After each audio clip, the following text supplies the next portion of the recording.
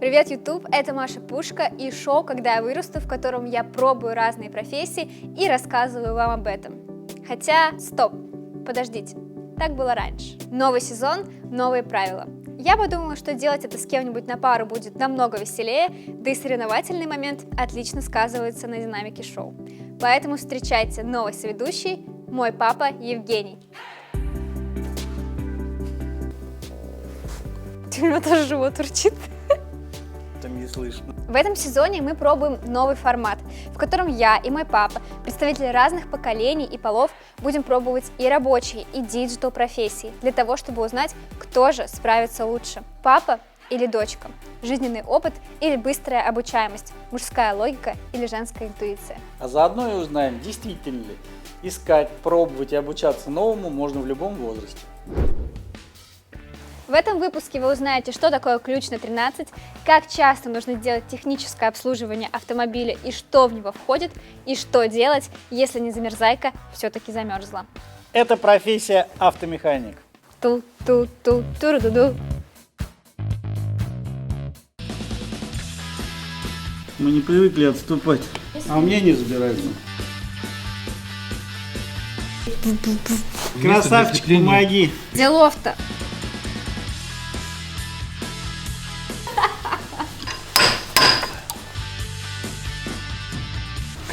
Пошла! Да вроде хорошо идет.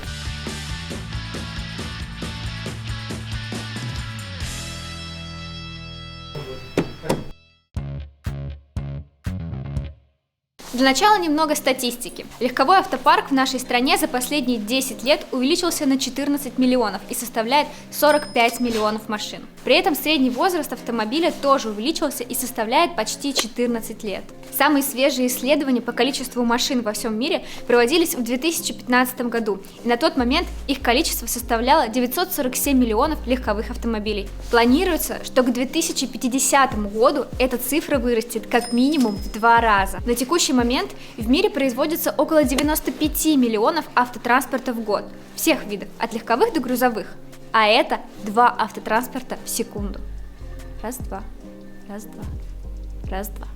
Более трети всех автомобилей производится, где бы вы думали, правильно, в Китае. На втором месте расположилась США, ну а тройку лидеров замыкает Япония. Сейчас мы не будем обсуждать эти цифры с точки зрения экономики и экологии. Оставим этот, безусловно, важный вопрос на обсуждение более сведущим людям. Лучше сосредоточим свое внимание на том, что все эти автомобили нуждаются в техническом обслуживании и ремонте. А это говорит нам о том, что профессия автомеханик является очень востребованной. Не знаю, это ли, но что-то сподвигло Анастасию Туман отбросить все гендерные стереотипы и стать не просто автомехаником, а автоблогером и рекордсменкой России по быстрому ремонту автомобилей, а именно смене тормозных колодок. Но перед этим, в самом начале своего пути, когда она хотела попасть на стажировку, ей пришлось обойти не одно, не два и даже не 5 СТО, где все ее отправляли домой варить борщи. К счастью, мой путь оказался намного короче. У нас есть семейный автомеханик, и практически все наши автомобили мы доверяем только ему. Он никогда не смотрел на меня свысока и всегда очень обстоятельно объяснял, что же у меня там случилось. Поэтому мы сегодня здесь. Знакомьтесь, Сергей. Сергей – автомеханик с 25-летним стажем и друг нашей семьи.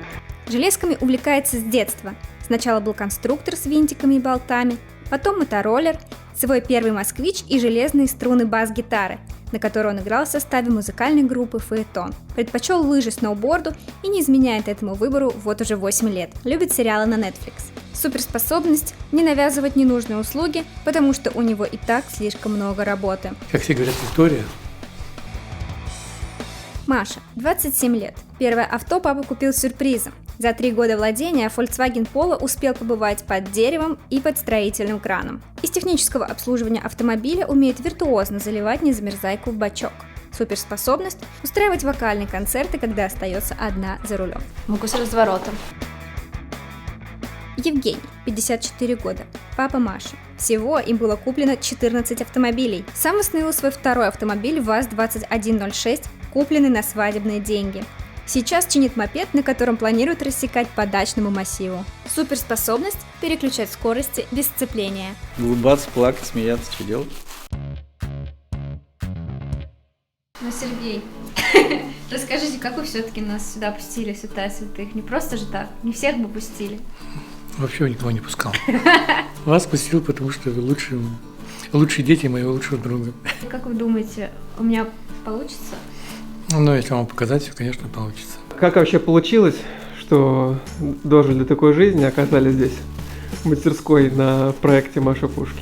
Ну, Маша Пушка. Маша попросила меня поучаствовать, чтобы создать некую интригу в ее проекте. Ну и чё, какие ожидания? Не знаю, будем пробовать. Надо эксперимент. Думаю, пройдет удачно. Как думаете, обыграете Машу? Маша загадка. Дерзай, крути гайки. Должно получиться. Ну, привет. Приветик. Илья все это время говорил мне, что у меня какие-то слишком хипстерские профессии. Вот мы здесь, это действительно то, в чем я практически не разбираюсь, у меня вообще там нету никакой основы, плюс это физический труд, который тоже мне не особо свойственен. Ну и, конечно, первые съемки с папой. Я хочу, чтобы ты был самим собой, такой же веселый, жизнерадостный, открытый, харизматичный, как всегда, чтобы эта камера тебя не пугала, вот, и все увидели, какой ты классный человек.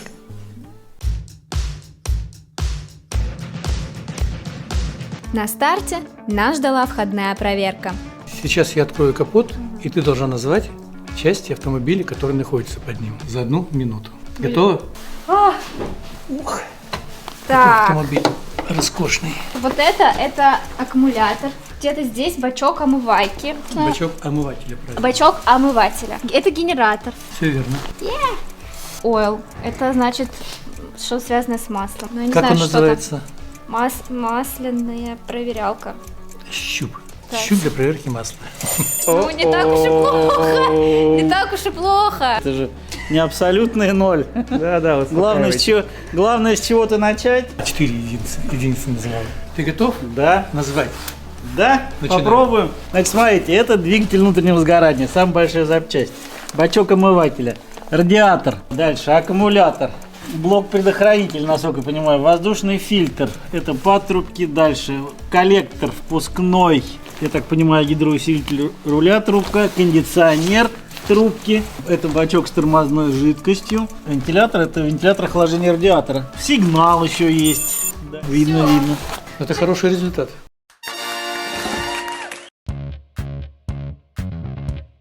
Когда я пригласила папу в проект, я была приятно, но все-таки удивлена.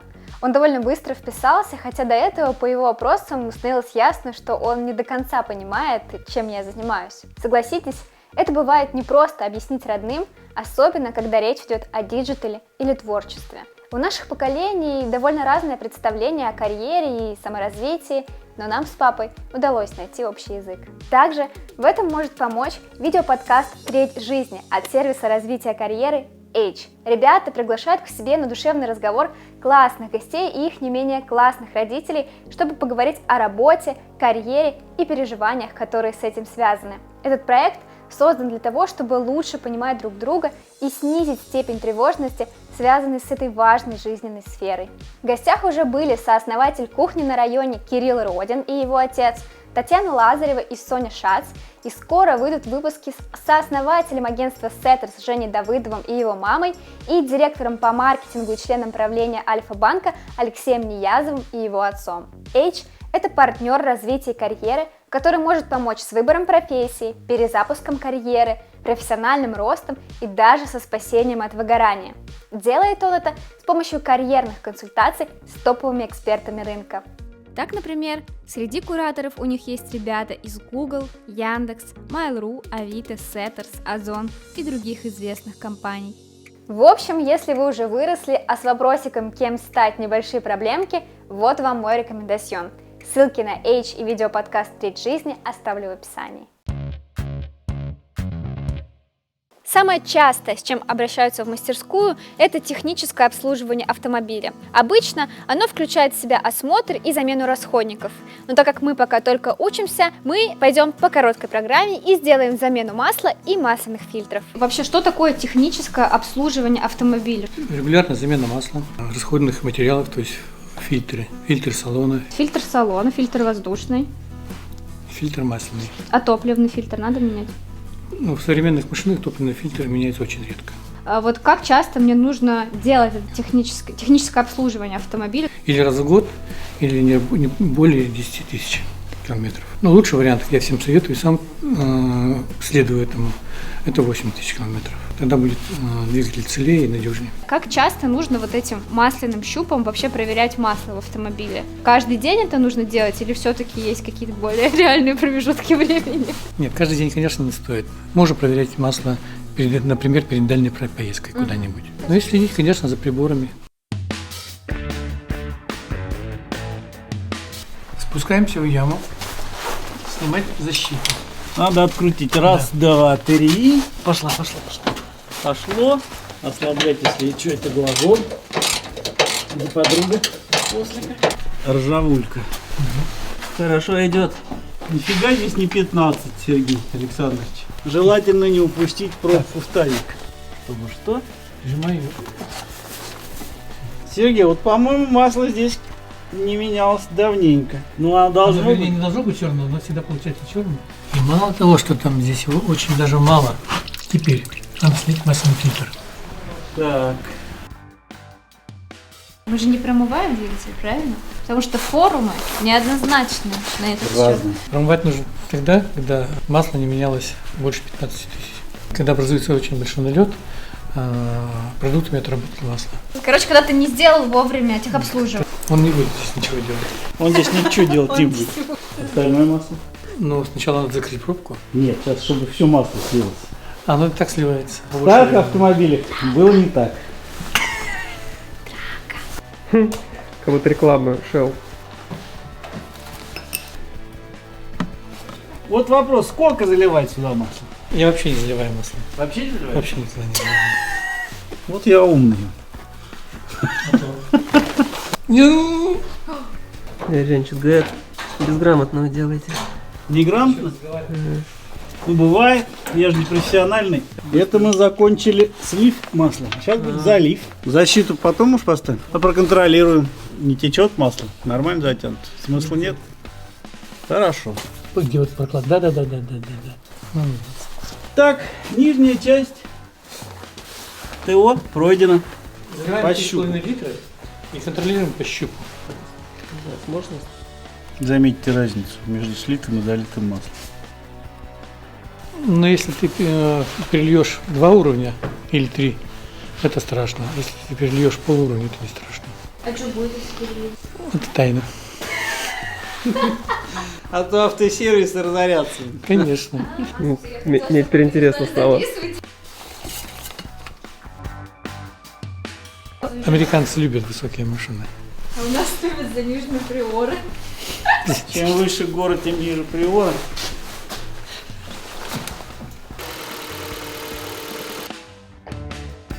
Готово! Скажите, как вы оцениваете мастерство дяди Жени? Как он справился? Справился как обычный автолюбитель. Все прошло правильно, только медленно. Полезу в яму. Буду падать на дно, чтобы потом, как феникс, восстать из пепла. Мак, твой первый клиент, смотри. Так, а ну-ка, уходим все назад. Я понял. Ну что, Куда?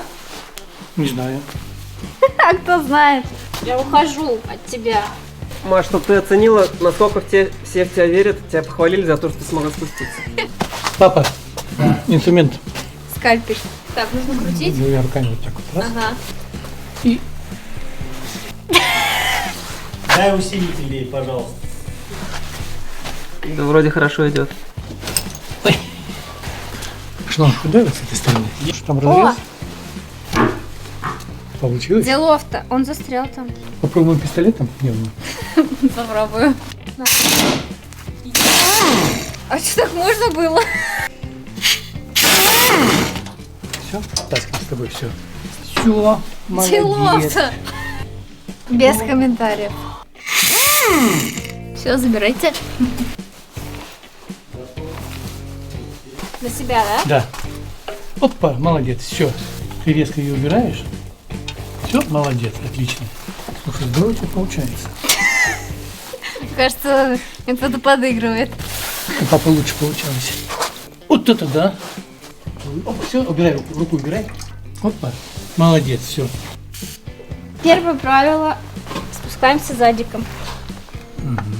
Видишь, опять не наперекос пошла. Откручивай. Марта, что ты, блин, наперекос все у тебя? Давай там ровненько сделай. Хорошо, молодец. Вот она, Маша, Теперь. пушка. Отлично. Но у тебя лучше всего получается. Тряпочкой придержать. Защиту прикрутить. У меня примета, я защиту прикручу в последнюю очередь. Так, а почему? На тебя примета не действует.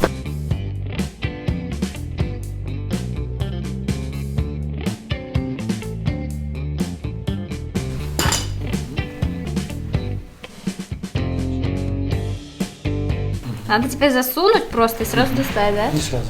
Подержать его там. 1,5 секунды. 1,5 секунды. Ну, сейчас будем засекать. Илюха, я потом нам сама поменяю масло. 3, 2, 1. Как вы оцените ремонт в нашей мастерской? В принципе, кататься можно вообще еще годик без ТО. Ну что, поздравляю. Поздравляю. С первой заменой масла. Это правда? Я хоть буду знать, как это работает. Могло бы быть и лучше. Не хватило мне сил. Но если есть пневмоинструмент, это решаемый вопрос. Что не получилось? Да все получилось у меня. Как, на ваш взгляд, Маша справилась с поставленной задачей? На удивление хорошо. Даже не ожидал такого. От такой прыти от нее. Таких знаний. Молодец. Просто молодец. Было что-то, что у нее не получалось? У нее не хватает немного силы. Открутить или закрутить. Девушка может теоретически работать? Не только теоретически, но и практически может работать. Мы заменили масло, точнее, мы слили старое масло. Что с ним дальше делать? У меня существует специальная бочка для масла. Есть специальные фирмы, которые забирают это масло и утилизируют его. Я думаю, что в вашем городе 100% есть компания, которая это делает. Но смысл в том, что его нельзя просто выливать. Конечно, нельзя. Это же экологическая катастрофа. Ни в коем случае не выливайте его там, не знаю, в землю, в канализацию. Нет. Либо на крайний случай можно привезти в какой-нибудь дружественный автосервис и слить в их бочку. Умный совет. Умный. Замена колеса не требует глубоких профессиональных знаний и умений, однако это то, что пригодится каждому, и начинающему специалисту, и любому автолюбителю. Я вот, например, этого делать не умею, хотя надо бы. Давайте научимся это делать вместе. Тема нашего урока – замена колеса. И каждый раз, когда со мной что-то происходило, мне приходилось кому-нибудь звонить и говорить: алло. Сейчас будем учиться. Но папа будет просто делать вид, что он учится. Надо обездвижить автомобиль. Поставить на ручник и поставить 2 колодки.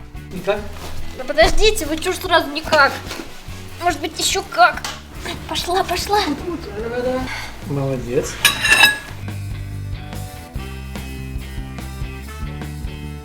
Поставь ногу на колесо. Так? Выше можешь? Покажи. Я тебе показываю, вот. Все.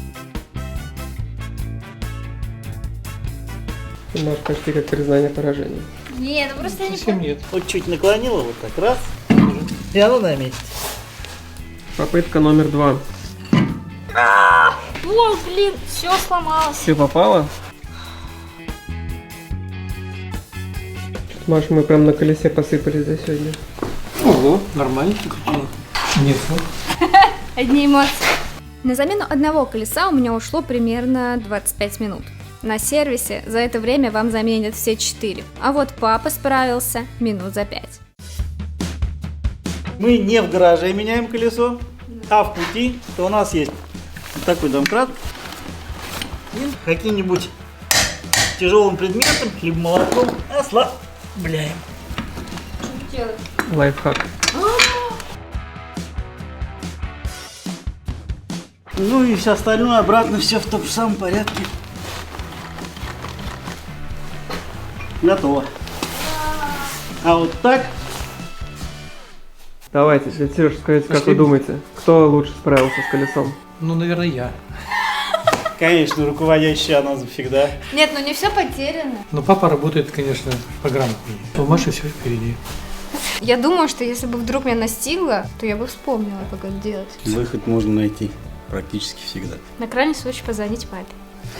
Если один раз попробовал, значит получится второй раз. А 7 раз делал, запомнил навсегда. Ну что сказать, я собой горжусь.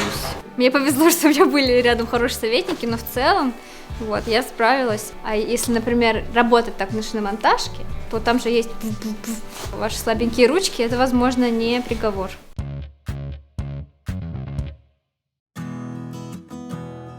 Почему это переросло в профессию? Все банально просто. Так. Когда я переехал из города в другой Волгоград, из другого города, надо было сразу устроиться на работу, это был самый легкий, доступный способ. Можно сказать, что она вам нравится, или это какая-то вынужденная мера? Ну, это не доставляет мне дискомфорт. Так же, как в любой профессии, есть плюсы, есть минусы. Интересно, много нового узнаю. Раньше выписывал кучу технических журналов, а сейчас все очень просто. Окей, Google. YouTube, я знаю, что смотрите всякие тоже на YouTube. Да, есть несколько хороших каналов, грамотных. Мы прям напишем список рекомендаций. Вы играли в группе, правильно? Да, группа. Группа. Но обычно в группе 5 человек. На каком инструменте вы играли? На гитаре с толстыми струнами. Я правильно понимаю, Бас-гитара. что это бас-гитара, да? А какую музыку вы играли? Хорошую. Приятно вспомнить. И наши, и каверы. Ага. Каверы. Сами делали колонки, как всегда. Почему же все закончилось? Почему вы... Устал. Просто устал. От суеты, от поездок. Радость жизни не надо куда-нибудь съездить с любимой женщиной. Я-то слышала? Путешествовать куда-нибудь. Путешествовать, сесть на машину, куда-нибудь свинтить в горы. Бытует мнение, что автомеханик и автослесарь – это разные люди. Для меня совершенно без разницы, автомеханик или автослесарь. Но если на пальцах объяснить, что по отношению к тому, что ты делала вчера, Так. ты автослесарь, а я автомеханик. Ага. Потому что я знаю, что делаю, А я знаю, просто как делаю. делаю, а ты просто делаешь. Причем автослесарь начального уровня. А твой папа, так скажем, средненького. Не среднего, а средненького. Да как он вчера колесо откручивал вообще? Мне никто не рассказал, что так можно. Он просто вот так крутил, вы смотрели, как я мучаюсь. Если мы тебе сразу все расскажем, тогда вот я просто не задержится он в голове. Согласна. Правда ли, что в автомастерских есть такая тенденция, обманывать, обсчитывать или навязывать те Да, услуги, да, мне кажется, которые... повсеместно. Да? Я так не делаю, потому что я ленивый. Как это связано? Мне лень делать то, что не нужно делать. Как вот мне, как автолюбителю, понять, что сейчас мне навязывают то, что мне не нужно, или пытаются меня как-то обмануть? Нужно съездить во вторую мастерскую и в третью мастерскую. Вот, а это уже хороший совет. Да. Как вообще выстраивать этот свой старт в этой профессии? Научить убирать после автомобиля. Знать, где какой инструмент, назначение каждого инструмента. То есть с простейшего, наверное, начинать. А вообще самое лучшее пойти учиться. Просто я пришел в частный гараж и смотрел, как делают другие. Делал сам. А как вы думаете, сколько времени нужно, чтобы стать прям специалистом, первоклассным? Можно ли это Да, мне сказать? кажется, как в любой профессии, нужно учиться всю жизнь. Автомобили идут совершенно другие. Ни одной Поэтому Теслы не да. было в этом гараже. Если бы приехала Тесла, вы бы разобрались? Конечно, бы разобрался, если бы мне было с чем разбираться. Потому что для автомобилей такого уровня у них специальное оборудование должно быть. Если это плотная работа, то... Я думаю, года 2 надо поработать. Надо определенные навыки, нужен склад ума, склад характера, менталитет определенный.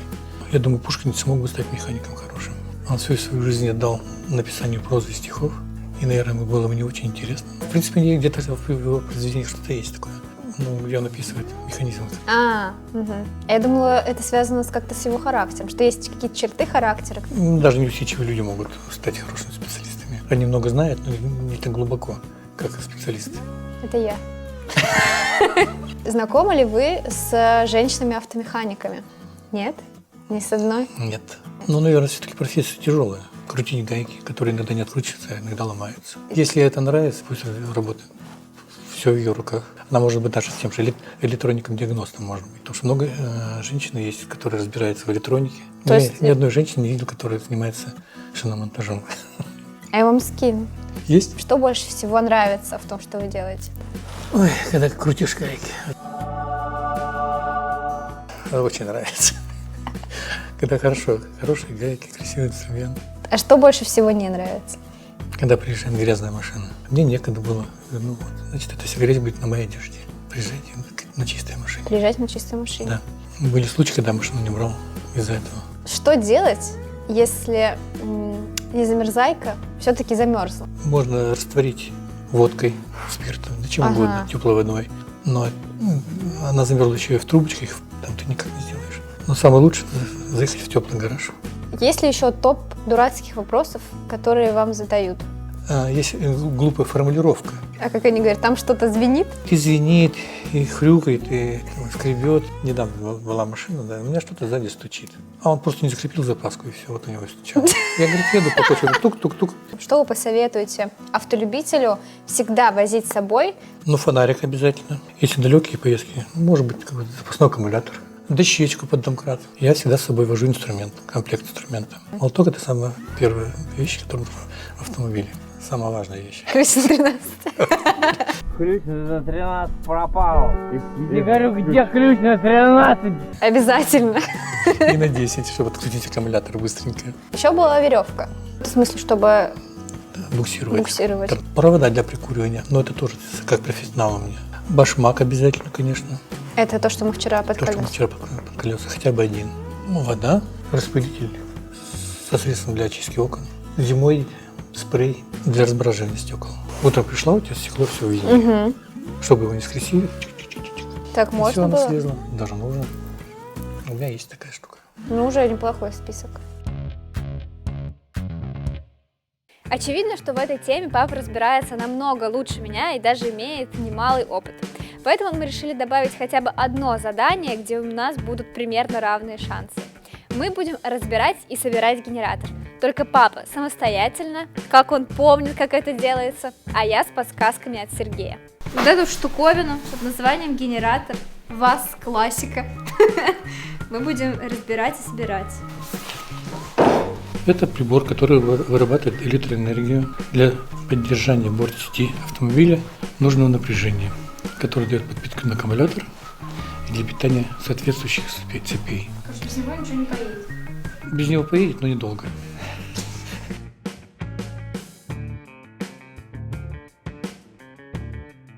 Ушло 10 тысяч лет. Ну, я данную операцию завершил, Мария Ильинична. Чем Разбор. отличается автослесарь начального уровня И средненького. от уровня среднего? Они неправильно зажал, наверное. Что, здесь что-то отвалилось нормально? Бывает и такое. Это неправильно, когда что-то отваливается. О, потихонечку. Вот так вот. Евгений Геннадьевич, учитесь. Сейчас мы кое-кого подождем. Рейтинг, ну в чем ты меня объеборишь? Что ты сделал? Ты повредил мотор статора, повредил. Вот как правильно разбирать, как неправильно разбирать. Что-то пошло не так. Ого, Маша пушка вырывается вперед. А вот если А у меня не разбирается. нужна помощь Мы специалистов. будем смотреть, как у нас автослесарь средней категории будет выходить из положения. Сережа немножко подсуживает тему. Видишь, как хорошо. У нас там конкурсант безнадежно отстает. Да. Может что-то помочь? Нет. Как успехи? Успешно. Мы разобрали генератор. Это светодиодный мост. Это обмотка генератора. Это болтики и гаечки. Все было в равных условиях. Нет, ты мне дал головочку на 8, а я не проконтролировал. Ну ладно. В любом случае мы уже разобрали. Сейчас технику безопасности. Правильно. Опа! Она должна крутиться. Это светодиодный мост. Это... Какой мост? Ой, светодиодный. Диод. Трехфазный. Трехфазный. Ну правильно, Вы- светодиодный. Нет, Диодный. трехфазный диодный мост. А, диодный. Чё? Но мой генератор более старой модели, поэтому Поэтому он так долго разбирается. он что-то у меня застрял. Место Красавчик, для крепления. помоги.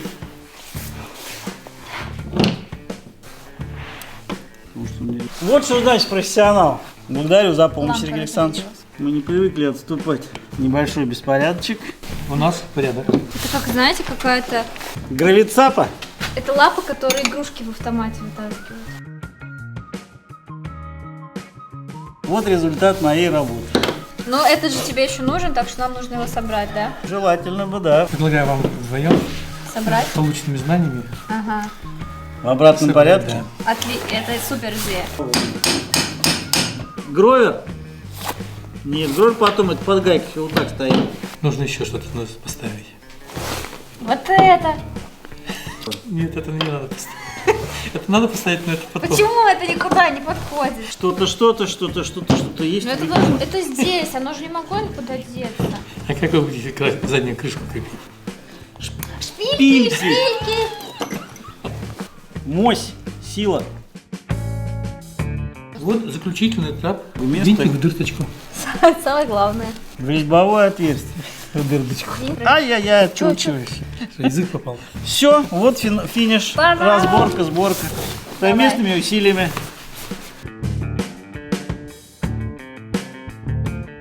Вот и подошел наш двухдневный экспресс-курс молодого бойца к концу.